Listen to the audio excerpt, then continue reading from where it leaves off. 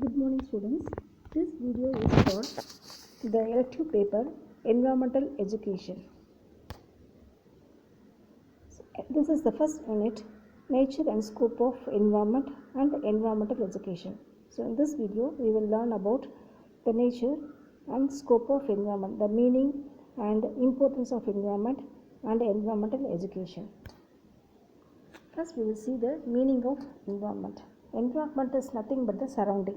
That is, whatever is surrounding us is called the environment. Surrounding or the external conditions that influences the development or growth of people, animal or plants. So it is the external conditions are that affects us, the human beings or the plants or animals, whatever may be the living things. Whatever is affecting the living things growth and development is called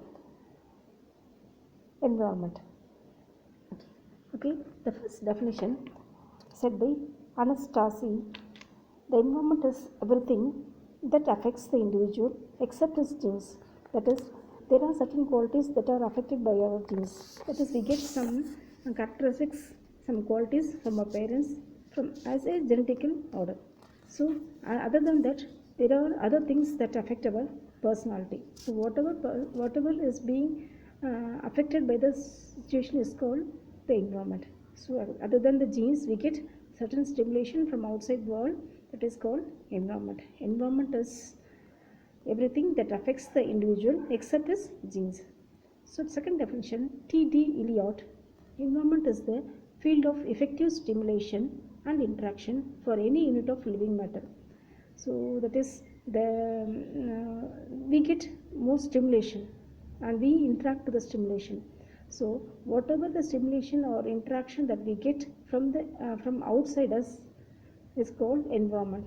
So every living being gets some stimulation and it reacts to that stimulation. It is called environment. For example, if you pour water to the plant, then the plant grows very well. If it gets sunlight, it gets very well. It grows very well. So the environment that affects the growth and development of any living thing is called environment. E.J. Ross defines environment is an external force which influences us. So whatever affects us, whatever influences is called environment. Components of environment. The physical components of the planet Earth, namely land, water, air, flora and fauna and sunlight are all said to be the components of environment. Environmental education. Environmental education is defined by Mishra as environmental education appears to be a process that equips human beings with awareness, knowledge, skills, attitudes and commitment to improve environment. So it is an education that provides knowledge, awareness, skill, attitude and commitment to improve the environment. So we get knowledge about the environment and what are the things that affect the environment and how to preserve or improve the environment. So all these things are spoken in environmental education. So environmental education appears to be a process that equips human beings with awareness, knowledge, skill, attitude and commitment to improve the environment. Scope of environmental education. So environmental education can be, the scope of environmental education can be in 4 headings. First one is awareness, that is creating awareness in students about the physical, biological and cultural aspects of environment. That is making the child aware of the surroundings where he lives.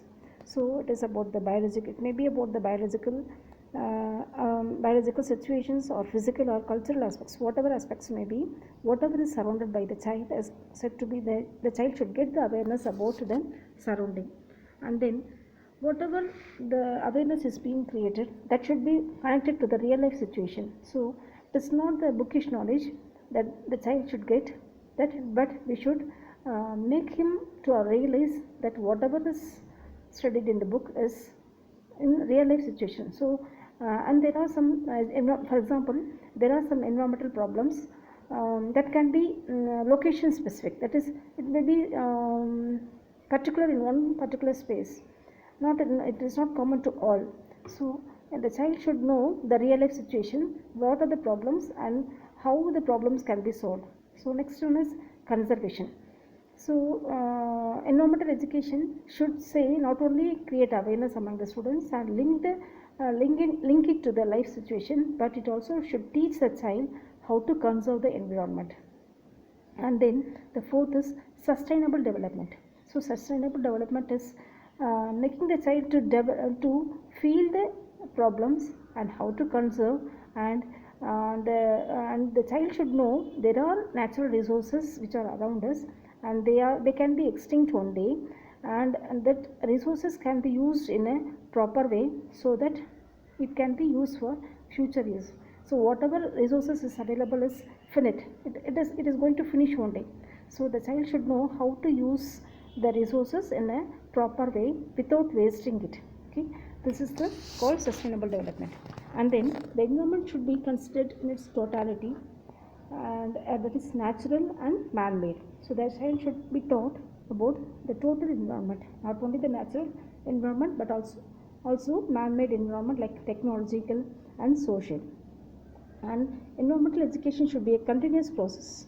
So that the education should start from preschool level. That is, from the childhood, the child should be taught about the environment, and it should go till the higher education level, whether formal or non-formal, whatever may be the education. That is, the education should be not only given by the school but also from the parents. The parents can also educate the child about the environment.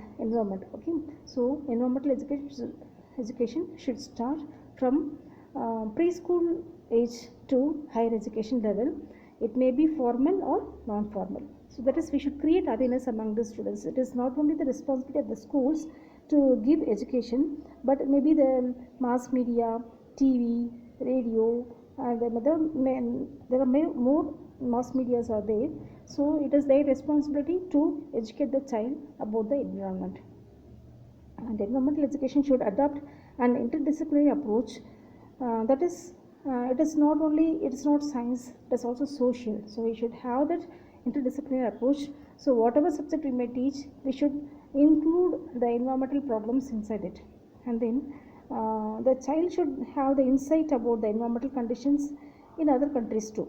That is, the child should be able to know what are the problems in each and every country, and each and every geological aspect has their own problems. So the child should have the insight about the environmental conditions in other countries too. And then the children should have the knowledge about how to promote international cooperation in preserving and finding solution to the environmental problems. The child should be able to know to seek the international cooperation in preserving and finding solution to the environmental problems. And then learner should discover the symptoms and real causes of environmental problems. The children should be able to discover the symptoms. What are the symptoms that causes environmental dangers, and then how to solve the environmental problems. Importance of environmental education. So now we'll see about why should we teach environmental education, and why should we include the environmental education in the curriculum. So here, by including the environmental education in the curriculum, it is essential for the child for the self-fulfillment and social development of the child. So the child can be fulfilled, can rely on himself, self-fulfillment and social development of the child, and it helps to understand the different food chains and the nature's ecological balance. That is, we all know that each and every one of us, we can say that we are independent, but we depend upon others for our food, isn't it? So we are depending upon the plants for our food, plants depend upon the sunlight for their food, and each and every creature in this world, they depend upon others for their food. So that food chain should be continued. If we break the food chain, then there will be some creatures which will become endangered. Okay, it will be disappear in this world. So we should help the child to understand the different food chains and the nature's ecological balance. So if we lose some creature in this world, for example, rats are said to be snakes are said to be the friends of farmers. You know why? Because snakes, they eat rats in the field. So rats eat food crops. So to avoid this, the snakes eat the rats. If we kill the snakes, who will kill the? So it helps to understand the different food chains and the nature's ecological balance, to appreciate and enjoy nature and society, to create awareness of the problems of population explosion, depletion of natural resources, and global warming, etc. So when we are teaching environmental education, the child starts to appreciate and enjoy the nature. So if the child appreciates, knows the value of natural resources, then it starts appreciating the natural resources, and they enjoy it, they preserve it, and they enjoy it. And it also creates awareness about the problems of population explosion, depletion of natural resources, and global warming.